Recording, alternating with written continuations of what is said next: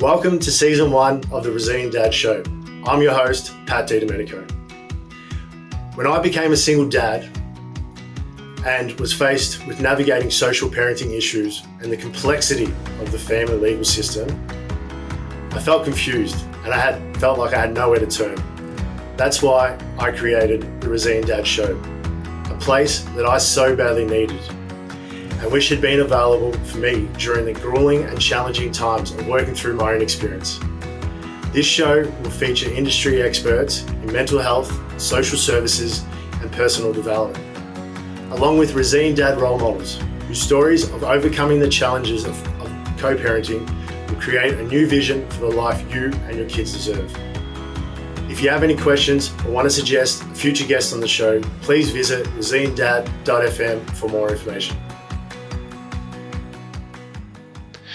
Hi guys, it's Pat here from Resilient Dad, and on today's episode, we're privileged to have Lucas Marino, an excellent and resilient dad role model. And Lucas, thank you very much for coming onto the show. Yeah, thanks for having me, Pat. It's an honor to be here and a blessing, and I appreciate the opportunity. Yeah, it's when I was introduced to yourself and when I was told about in terms of, the things that you've gone through in terms of with fatherhood and being a great role model to your kids, I thought, well, you'd be a great example to for the guest. And I'm sure the guest will get a lot of today's episode. So do you mind sharing a bit about in terms of, your journey so far, as in terms of, especially the early days as a dad? Yeah, absolutely. I appreciate everyone tuning in and listening and taking the time to learn a little bit about this crazy little trip I took to become a dad. I was active duty in the U.S. military. I was in the Coast Guard, and I was a sailor, so I spent most of my time at sea. And as kind of doing, it's a dangerous mission, being in counter narcotics, and being on the ocean is kind of dangerous anyways, but it requires that we're gone a lot, right? So when I was young, newly married and active duty, and we wanted to start a family, we knew there was going to be a hardship involved in parenting with my deployment cycles. And I was averaging about 200 to 250 days a year deployed. Wow. Our deployment, it was crazy. Our deployment cycles were anywhere from 60 to 100 days at a time. So, you were gone for 2 to 3 months at a time. I think the longest I was gone was 110 days. I left in the spring and came home in the beginning of the fall. It's like, dude, where'd the summer go? That's insane. Yeah. But, I used to have to be, I was the third in command on the ship. So I was in a mentorship position over other young men and women that were in a similar situation. Yeah. It was really hard on them as young parents because they hadn't spent enough time doing this to reach a point of acceptance and maturity with it. And I had some time at that point, kind of coming to grips with the lifestyle, and this is what we do, and this is our decision. And it isn't all voluntary service, but you just kind of figure out how to manage it. And it's not easy, but you do make it work. And so I had established that career before we had children, and the way the career path takes you, it's like deployment, land, deployment, land. And my land tours were gone just as much as when I was on a ship. So I was traveling all the time. So my wife and I joked around and said, one year you'll finally be home, and it was interesting because the times I was home, when I was on land, I was putting myself through school at night to try and make a better life for the kids, because I grew up in a very blue collar family. My parents, they weren't able to send us to college. We didn't have money for that kind of thing. So as a young man, I was told very early, like, hey, you're going to have to work hard. You're going to have to do extra. You're going to have to go, further than most people want to go to get to the things you want to do. And my dad always set that example for us. Like, he worked 3 and 4 jobs. If I wanted to hang out with dad on the weekend, I had to go to the construction site, right? Like, and work with him. Yeah. He was an electrician. So we would run, I would run wire, drilling studs and helping the guys clean the construction site and all that stuff growing up. And that was kind of programmed into us at a young age. So by the time I got in the military, and I already had some coping mechanisms for the hard work has to happen and the time has to happen. Right. But it was hard on my wife because I would leave for so long at a time. And how old were you when you started, working with your dad on the weekends? And probably 7 or 8 years old. Yeah. Kind of an old school Italian family, New York City. So that's I think that's awesome because I'm similar in terms of I remember at that young age, my parents had actually a plastic bag manufacturing business, and dad was working 24/7 pretty much. And so I remember that, that I'd be going there. I'd probably wasn't as much help as I thought I was, but I'd be, packing boxes or moving a box. And, by the age of 12, 13, I was concreting on my school holidays. It wasn't that I wasn't allowed to have school holidays or have fun, but I was encouraged to go and, help, I think it was a family friend and I think that instilled great work ethic in myself, that it's natural for me to, 6 days a week, was, from quite a young age, was kind of a common thing. I kind of felt like I had a long weekend if I was not working on a Saturday. But I think that definitely helped. And obviously that's passed on to you with seeing how hard your dad worked to obviously support the family. And I think it was great that he showed you that example from such a young age. Yeah. And he was really big about trying to show me, even young, that he had a good upbringing, but it wasn't as good as what he was giving us. Right. And he didn't do that to say, look what I'm giving you. He did it because he wanted to show us that no matter what you inherit, no matter what you have the opportunity to make it what you want it to be and to make it better. So his generation grew up, these guys were kind of hardcore. They weren't going to hug you and tell you they loved you, and they weren't going to kiss their sons, and they weren't going to do those kinds of things. And my dad made a point of being like, that bothered him growing up, that he didn't get that kind of attention from his dad. So, but he wasn't angry about it, but he decided to do something about it. So he made a point of telling us like, hey, I love you and it's good to spend time with you. And that was cool. Yeah. But he would also tell us like, hey, I didn't get that growing up, so appreciate that. It's like, so we didn't grow up thinking that was like everybody, had that, but, it made us appreciate the fact that he put forth the effort to change. Right. Because I think a lot of dads get stuck in this. Well, I was raised this way, so I have to just copy and paste that to the way I raise kids. No, dude, that's not the way it goes. All right. Yeah. You're your own man. Your dad having the insight, and the ability to not go with the trend of, I can't show emotions. I know, my grandfather, my nonna, like he was very sort of distant. My mother would always say that he didn't really have that bond with, her or my uncles. And, it was quite sort of foreign to have that sort of, that connection, that sort of fatherly sort of connection outside of this is what he has to do. And, and so forth as his responsibility as a father. And then how did that sort of, coming into your situation and wanting to better yourself and, having a young family and night school, what was that Like in terms of what was your sort of focus or mindset at that time that, you know, this is what you need to do? It was, I don't know. It was kind of funny because when you're that age, you don't think of, like, I wasn't as conscious, at least I wasn't as conscious about what I was doing. Yeah. As I am today, because I was younger and I was still trying to, you know, just get somewhere where I knew I had to keep progressing. The military gives you a very well-defined path of what they determine a successful career looks like.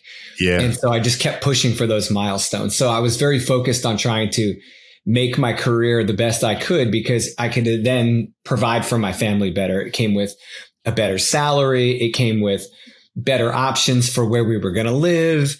The happier, you know, trying to create that happy balance in life where if I'm satisfied with my work life and my family life, I'm a better dad to my kids kind of thing. And you're figuring that as you go along. I think a lot of young guys kind of take on too much when they're like, oh, I have to figure all this out now. No, dude, I literally just went like one foot in front of the other and thought about like, what's 1 or 2 years out. And I just kept pushing for things that I saw other people just not, if it looked hard to them, it was attractive to me.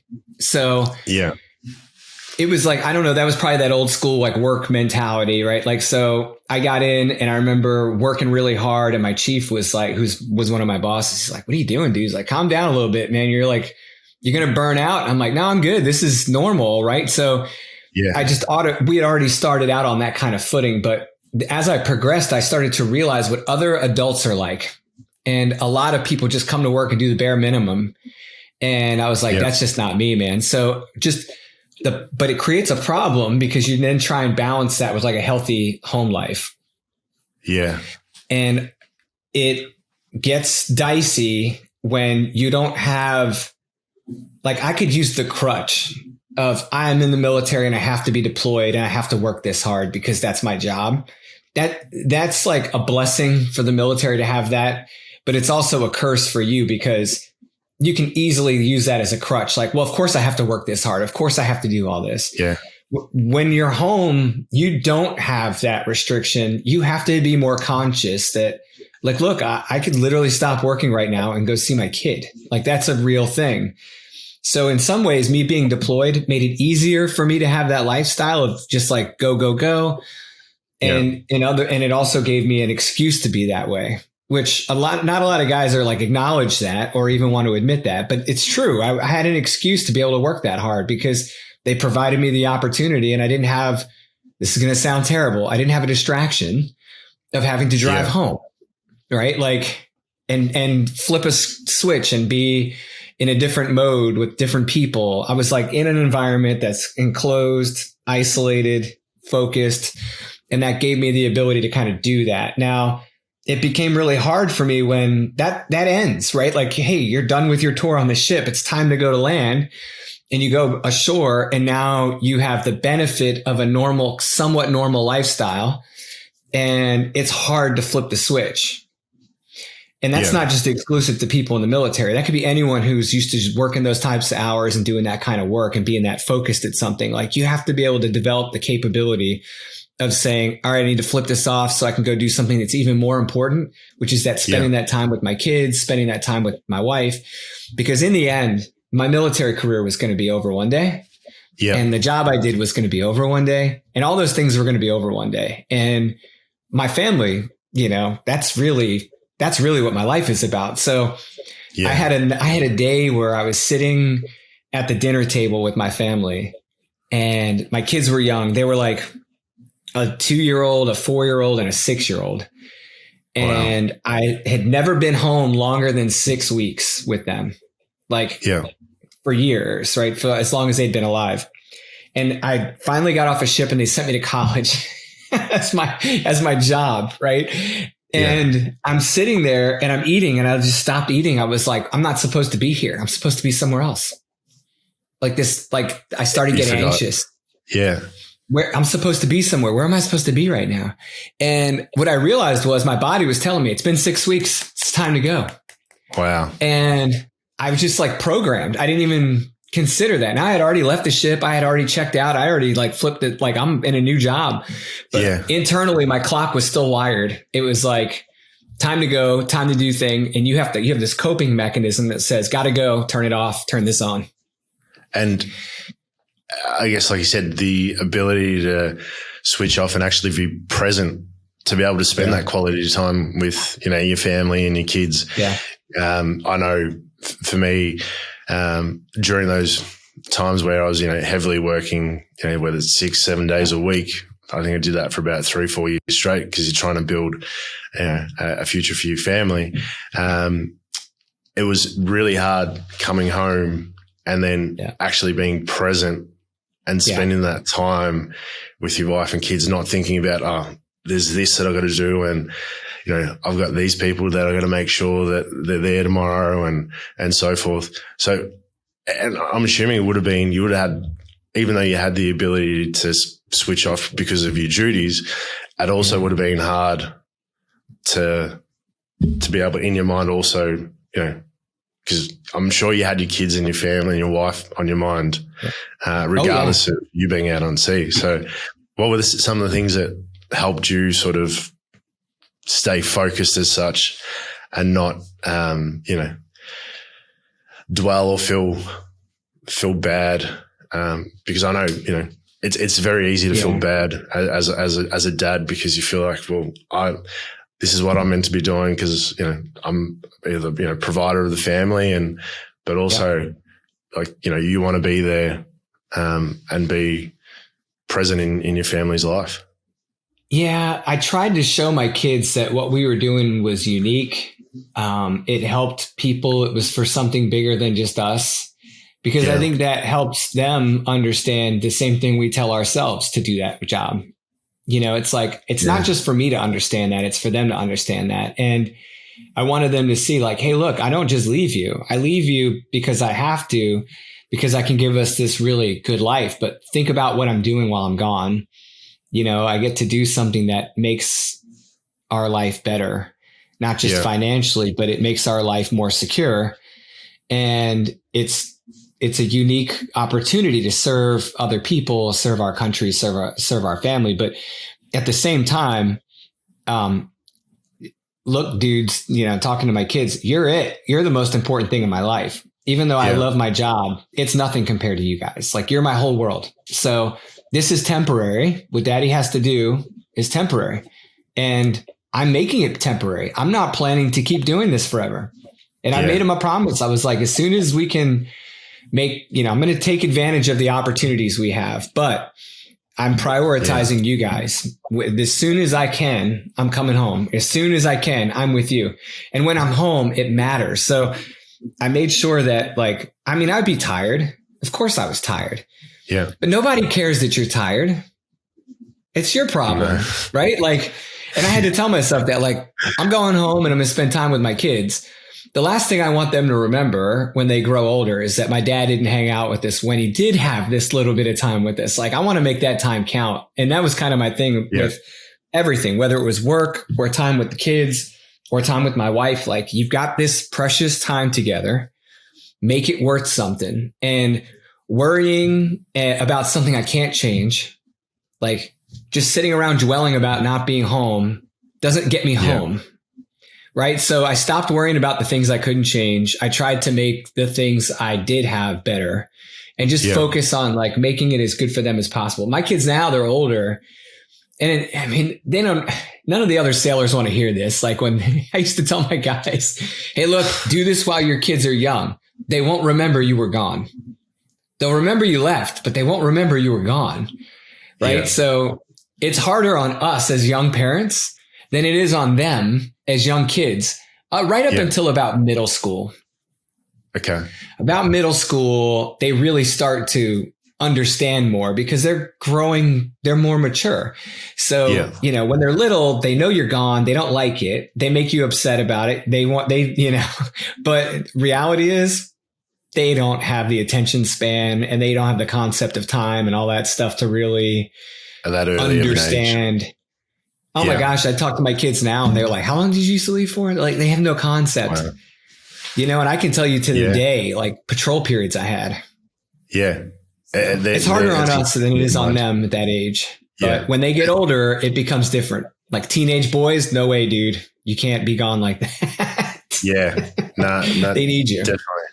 And me having 3 young boys, one of the greatest things is to make sure that I have the ability to control my time and you know, the life that I have, so that, you know, I can be there for my boys during those, you know, those years, especially because I remember, you know, through my teenage years, it was quite, you know, challenging for my parents. You know, I had 2 young brothers.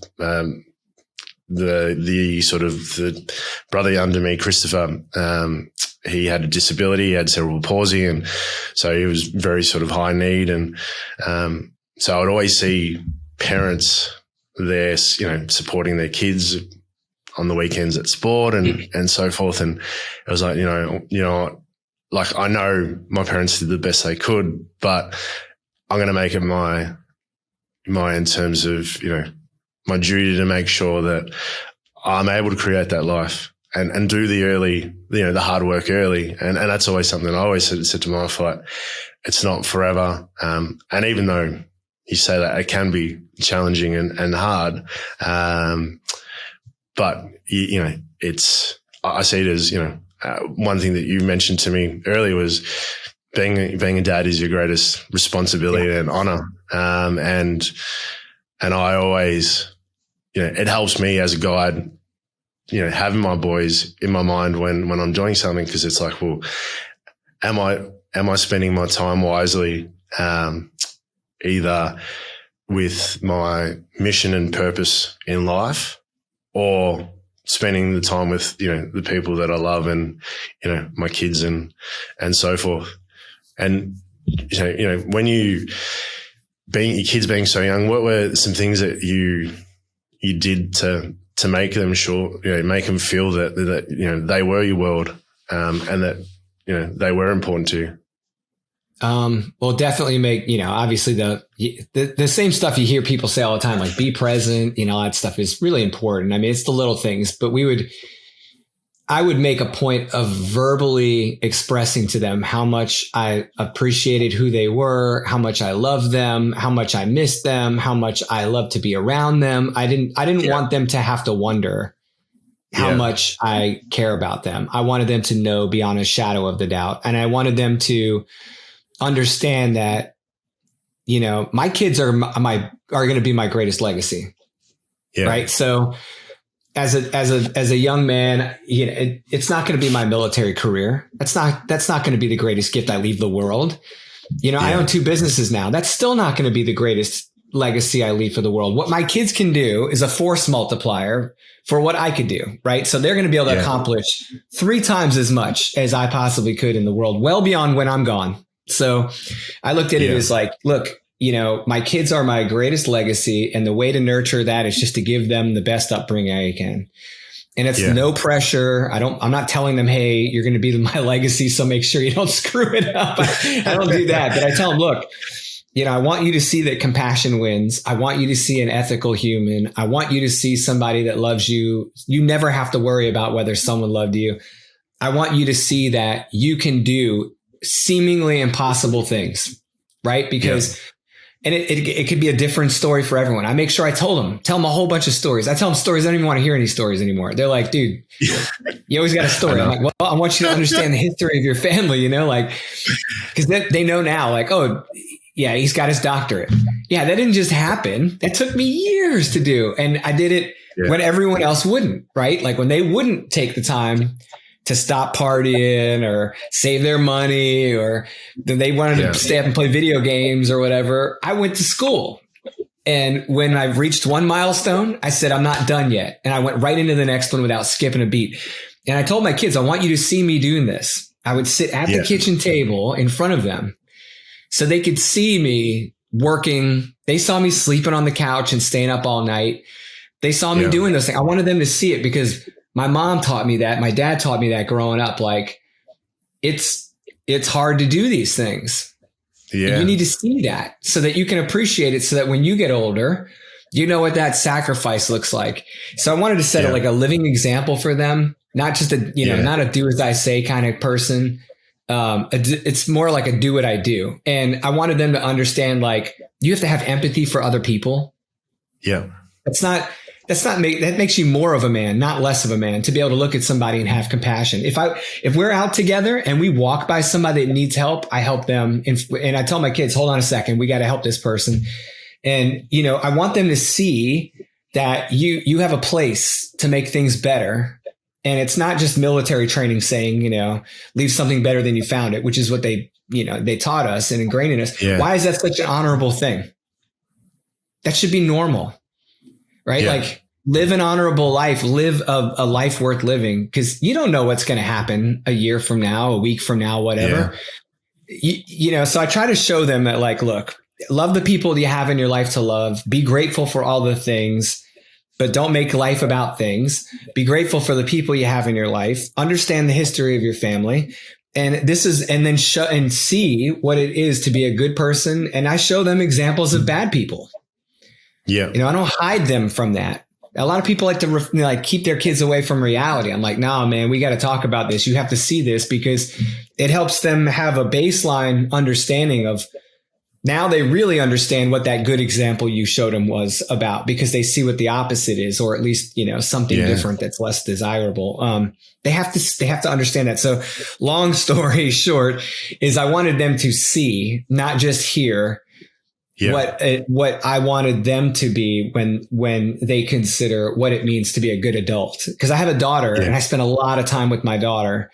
I want her to see what a good man should be like for her.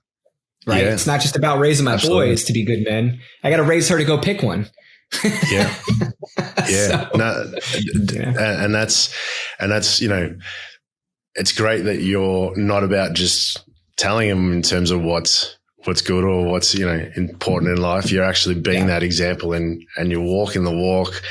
And I think that would definitely help, your kids, because it's like, well, dad's, he shows compassion to people that need help. He's all about service and helping people. And, he's real about what other, the things in life that aren't so, great.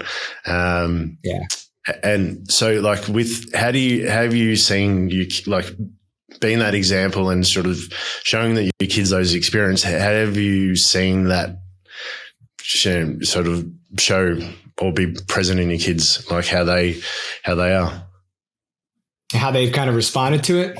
Yeah, like in terms of.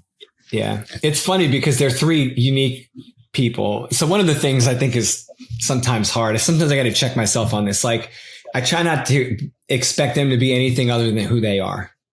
Yeah. Right. Like, they're unique. I mean, even the three of them are like, they're obviously siblings, you can tell. Yeah. But they're very unique. They're very different from each other. And so they've all been given the same upbringing in the same house with the same two parents. But they have three different sets of lives. Like, they have different aspirations, different personalities, different goals, different ways of looking at things. Yeah. And what I'm looking for out of them is are they responding positively? That's it. Because they might respond positively, but in different ways. So my daughter, she's artistic and outgoing and all these things. And my one son is super intelligent and kind of quiet and always optimistic and fun, really caring kid. And the other kid is your typical 15-year-old, dude, he's trying to find his way. He's going through all the, the difficulties of being in that really tough time period. And I make sure that I treat each of them differently because they're in different places. And I expect them to respond differently because they're in different places. So my 15-year-old, I'll sit down with him and say things with him that I don't say with the other two. I'm like, look, dude, you're handling 15 way better than I did. Good for you, man. And I'm not going to expect him to respond much because it's just not the way that works at 15. He's not going to respond much. He'll be like, okay, but I know 5 years from now, that's going to matter that he heard that. And my 12-year-old, I'll talk to him. He's super responsive. So I try to listen to them in their own unique way. I don't expect my 15-year-old to react the same way, but I kind of judge how effective all this is on their behavior when they don't think, that I'm directly observing them. Right. So Yeah. just the decisions that they make. You can kind of tell if things are sinking in or not. Like if they're volunteering or not, if they're going that little extra step, if they're doing something that maybe the other kids aren't thinking about doing to set an example for someone else in their life. We got a call one day. It was probably not a great call to get, from people at the school, but my son had just gone through his first day in a new school, and his teacher called and said, "Hey, I don't think you're going to have to worry about Gabe. He's going to be just fine." And we said, "Oh, everything okay?" And she said, "Yeah, he kind of like turned around and ridiculed a bunch of the kids in class today that were acting up." And I was like, he stood up. She's like, yeah, he was upset that they weren't like welcoming the new kids to school and they weren't paying attention and being quiet. And I'm like, oh God, like, what did I create? He's like a little cop in class or something. Part of me was proud. Yeah. That he stood up when he thought something could be better or right. And he said something instead of just letting it go. And I'm like, all right, well, that's cool. But my 15-year-old would have never done that. Yeah. Ever. Just different personalities. Yeah. I'm just looking for each of how each of them respond to it in their own unique way. And if it's a positive response for that person, right? How they are wired and built. And my daughter will tell you, she'll express very openly if she's happy or sad or whatever. But my two boys respond very differently, Yeah. You got to kind of just be in tune with them. So it's hard to do that if you don't know them. Just saying, you got to really know your kids or you're going to have a hard time. Yeah, you're going to have a hard time doing that. So. And I'm assuming that there would have been times where you thought you had it figured out, but in terms of, it's like they change and evolve so quickly. It's like, shit, I've got to look at things a little bit differently. Yeah. And it's good to be able to tell them, look, I know you better than you know yourself. They need someone to be able to tell them that. Like I've literally been with you since the day you were born, and I know what you're capable of, and I know who you are, and you're doing good, man. Or you're cutting yourself short, and it's okay to hear that. And I'll tell them just like that. It's okay for you to hear this. You could be doing better. Yeah. How can I help you do better? Like, what do you think would be better? I could try to challenge them a little bit because they can't just be left to think that they're, that they have to worry about what other people think. Who are those other people? Yeah, exactly. It better be the right people. It's not just anyone. Like, worry about what the right people think. If I don't want to let my parents down or my boss down, but I respect those people. I want to show them there's a mutual respect. And you're putting that importance on that person because of the respect you have for them.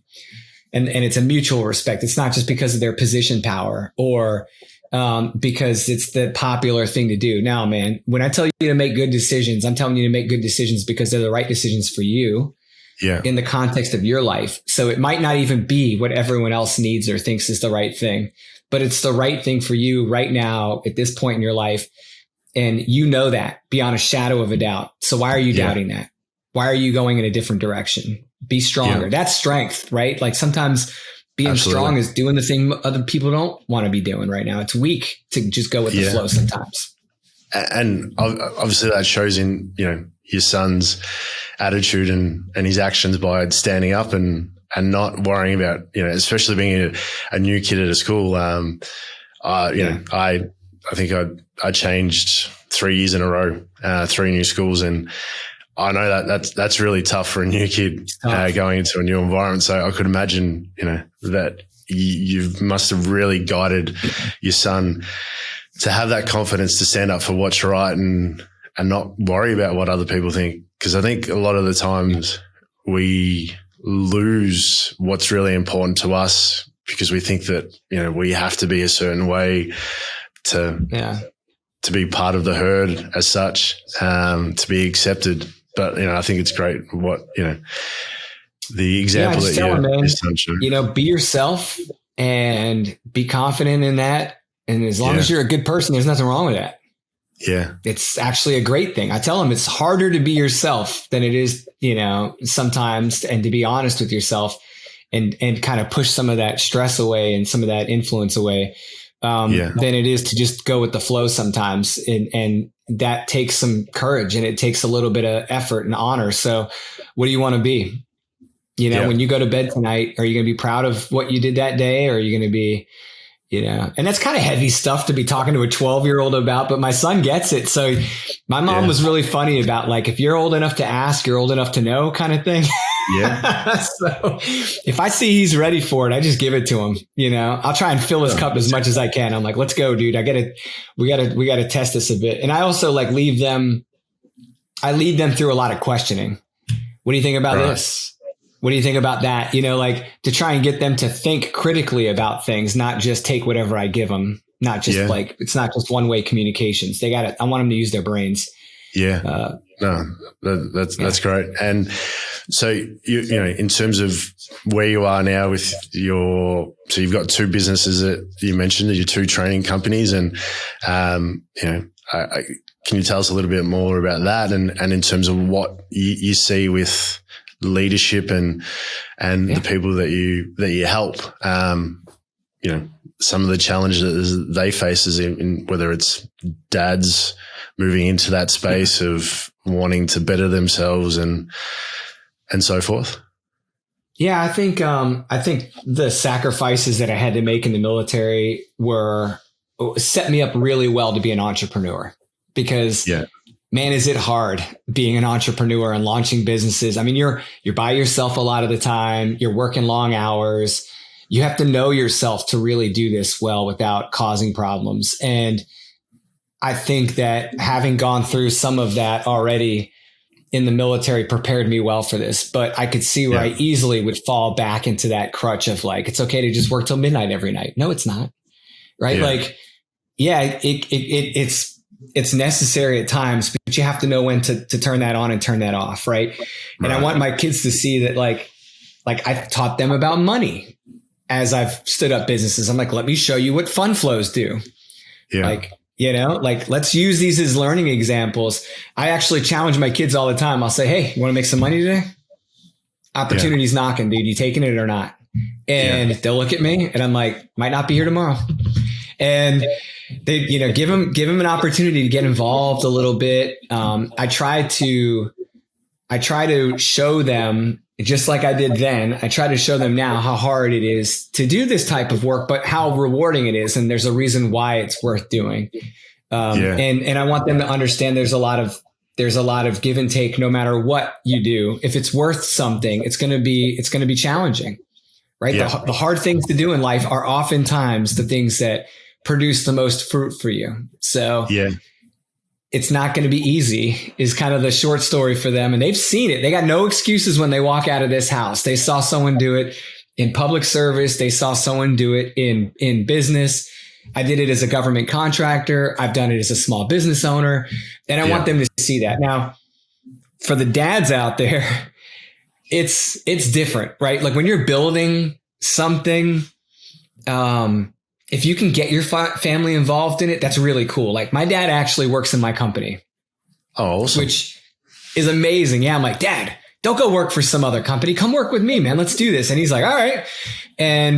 But when you have a work relationship with someone in your family, it requires a very delicate balance. And it's actually a really rewarding thing if you get it right. Right. It's not like, we don't have to feel like he works for me. And I just think about all the stuff I did in the military. Like leadership to me was always like someone not having to exert like some type of position over you. They made you want to work with them, want to work for them. You go to the end of the earth for them.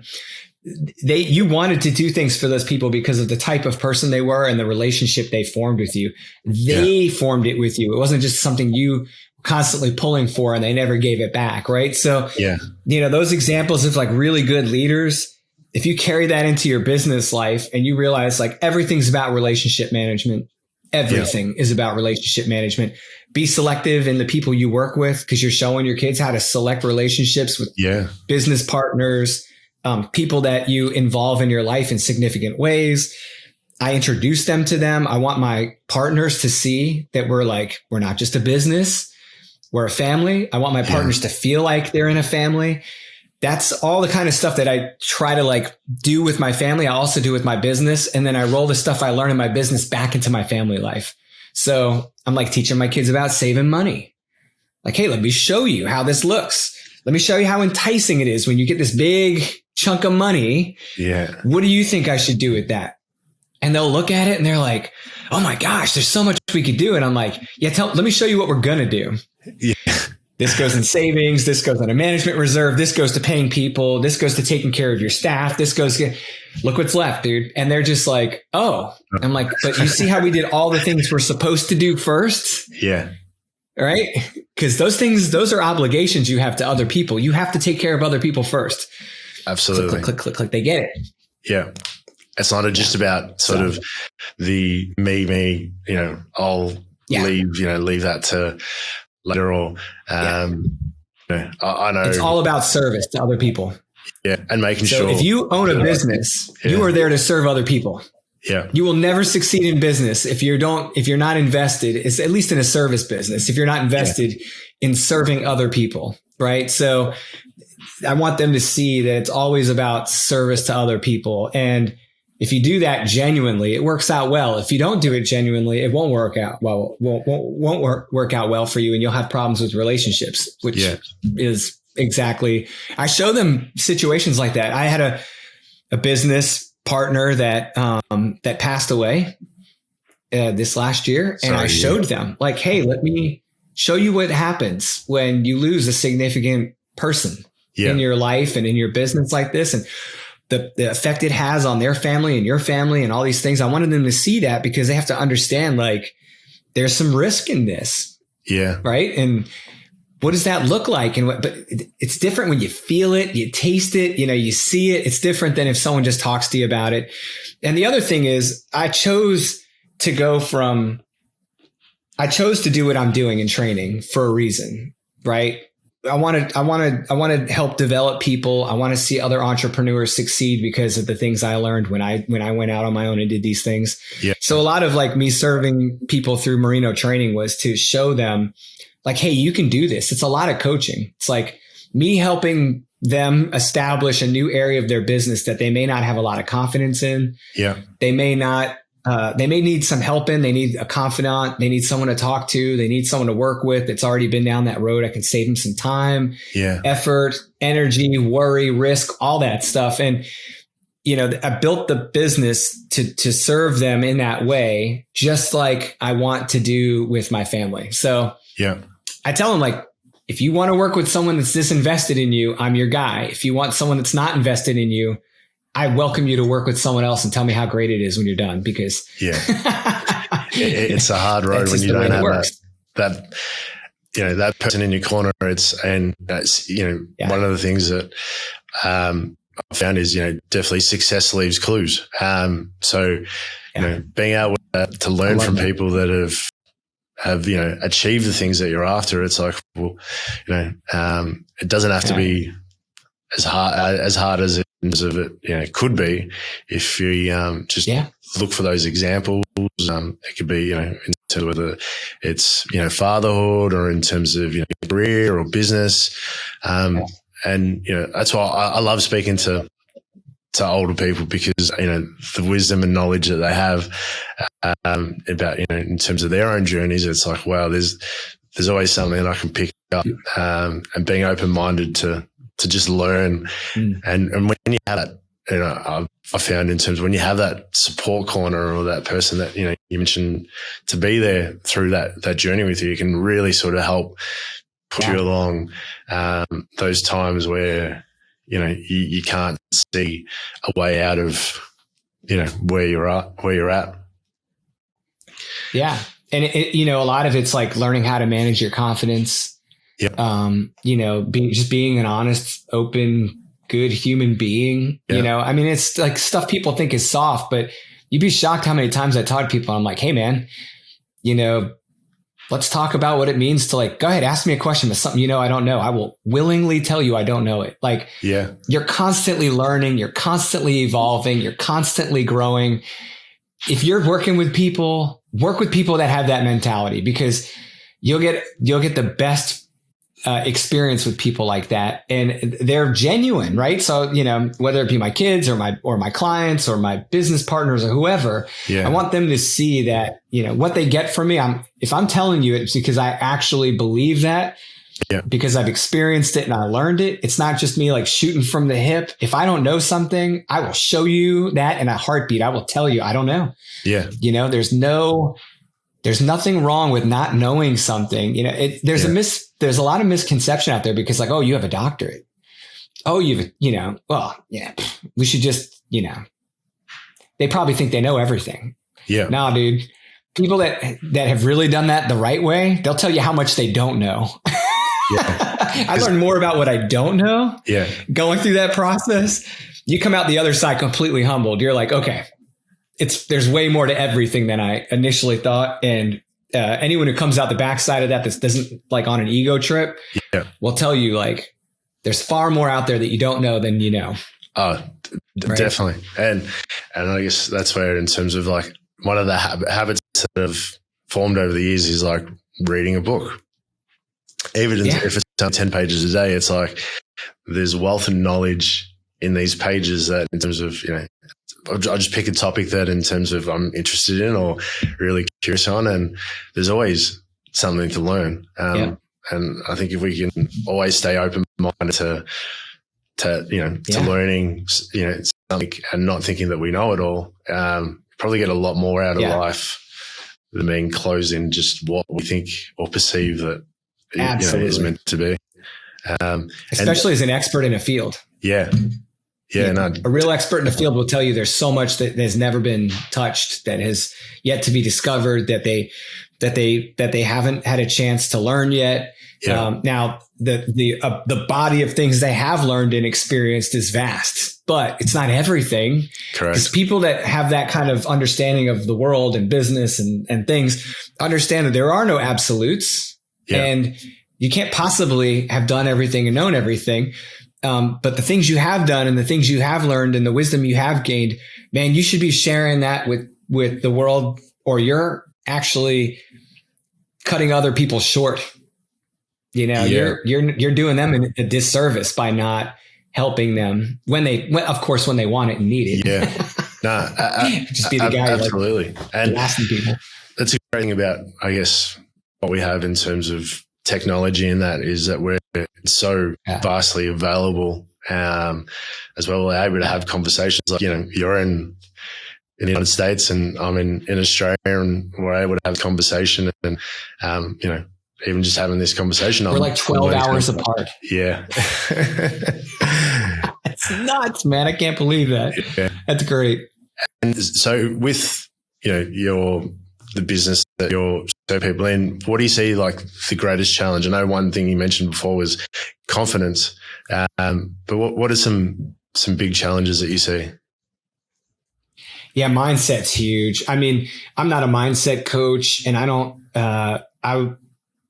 I have to work on that all the time because, especially as a solopreneur, when you first start out, if you're on your own, like I have the luxury now of having a handful of people that are permanent staff in my company, right? So I'm not alone anymore, but in many ways, I'm still very much alone because I'm the CEO. I'm running this from behind my desk, doing my work while they do their work. And it's still a very, there's no other CEO sitting next to me I can just reach out and talk to, right? So you have to learn that mindset is something every entrepreneur struggles with it first. And I know I just got done saying there are no absolutes, and then I turn around and say everyone's doing something.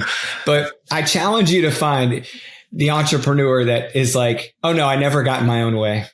I never made a mistake. I always thought about things the right way. Now, the reality is no one's more critical of your work than you are. And I think the mindset part is one of the larger challenges. And it's also one of the things I think that a good coach or a good client to service, or client to consultant, or client to coach relationship should have, is some form of that kind of interdependency.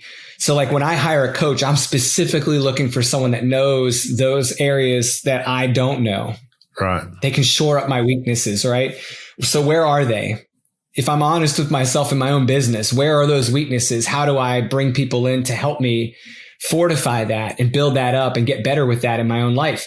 Yeah. Well, it's the same way with clients, right? So I have clients that'll say, hey, I want to launch a line of courses. Okay. Well, they're an expert in something and they're very confident in that thing, but they're not confident in like getting a business off the ground, like a whole new business line, like online or in-person courses and how to package it and deliver it and integrate it with all their other products. And how does this work for time commitments and everything and the technology? They're just like, they're overwhelmed pretty quickly. So I tell them like, look, you don't have to be overwhelmed when you have me. I'm here to help you with that. Yeah. And I'm here to talk to you and find the parts that maybe make you a little uneasy or make you feel like, maybe you're not quite sure about that just yet. I have one person that literally they need someone to help them just manage the chaos of that business line as one of the primary functions. So with that client, we spent a lot of time just on the project management side of it. Like, you're going to go create your content. I'm going to guide you on what you need to do, how to do it.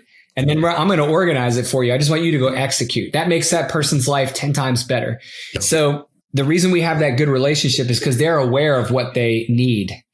And so I think the biggest problem that I find with like people in my space, and me included, is that sometimes we have a hard time just stepping back for a minute and thinking, where do I need help?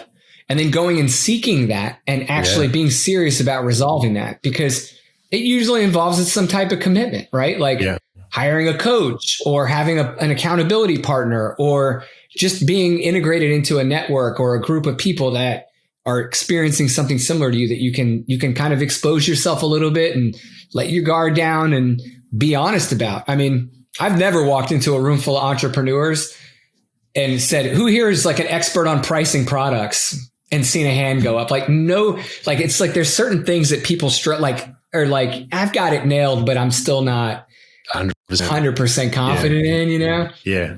You can see it like when you go in these rooms and someone comes in as a guest speaker. If it's something that everyone kind of wants to get better at, you can see the pens going and the eyes and the questions. And, that's a sign that you need that kind of help in that area in your business. Right. Yeah. And I guess it's being vulnerable and open to stand up and say, this is what I do need. This is the support that I'm after.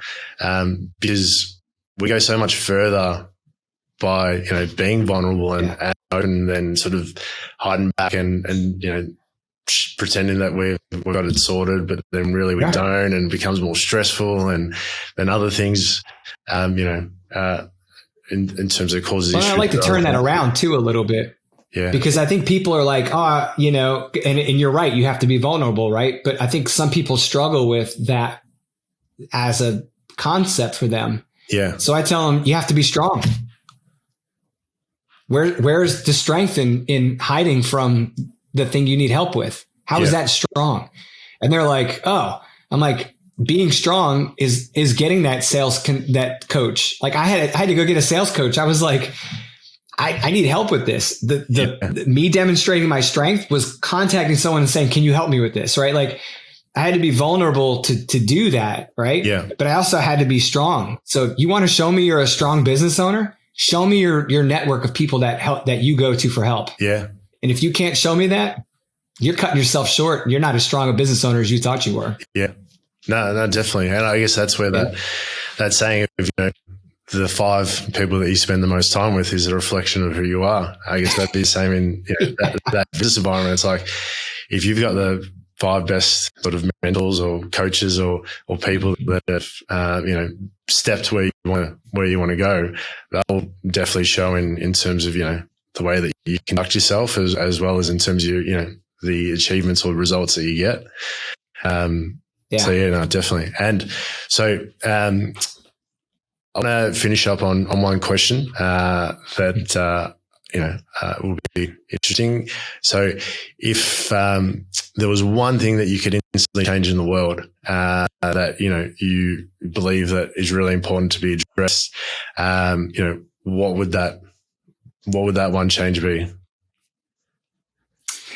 Yeah, this one's a tough one because there's so many things that need to be fixed, addressed. And when you think about it, like what's the one lever you could switch that would make so many of those better? Yeah. And I think that is if people just were good human beings to other people, man, would so many other things change. Like it doesn't matter if it's politics or if it's like nation to nation conflict or resolving hunger or homelessness or whatever. You pick the thing that people are going to be negatively impacted in.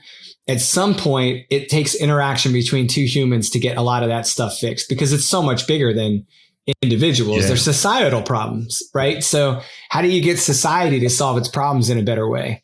I think you just have to people have to stop and be good humans to other people. And I think that's easier said than done because some people just generally don't exhibit that type of behavior very easily. But I refuse to believe that people just wake up in the morning wanting to fail. No, definitely. It was one of the bigger things that I focused on with leadership when I was in the military was you had people that were definitely not suited for that life and they definitely weren't going to make it in that it was too hard for them. Yeah. But I didn't think that they woke up wanting to fail. Yeah. They just couldn't get out of their own way. And I would ask them, what is it? What is it that you woke up today and you figured that was a good decision?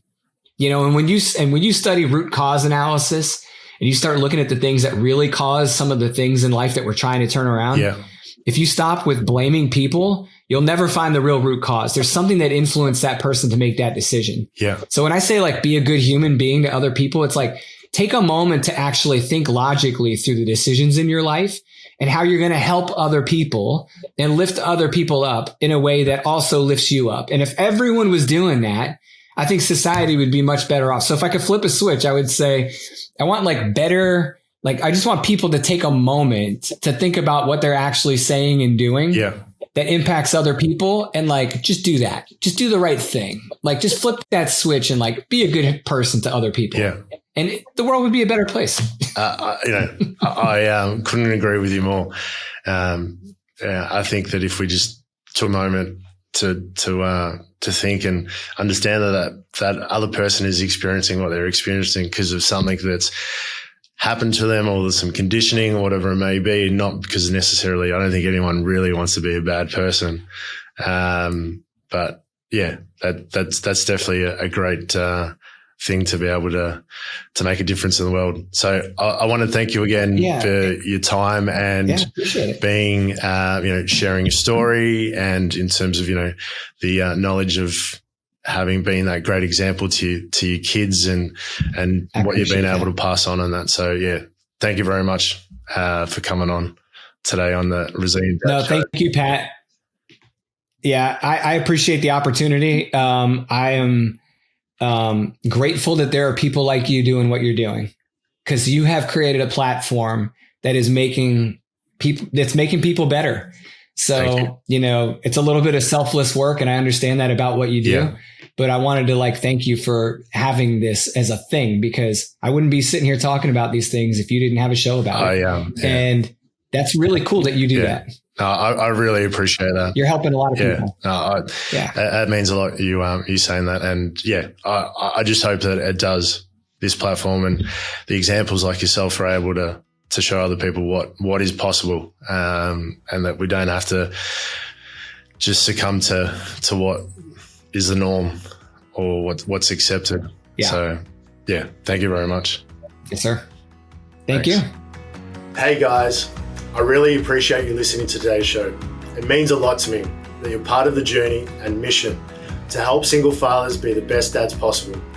I'd really appreciate it if you review the show and share it with someone you generally believe could benefit from the content. Please visit resilientdad.com for more content and resources as we build this community for dads everywhere.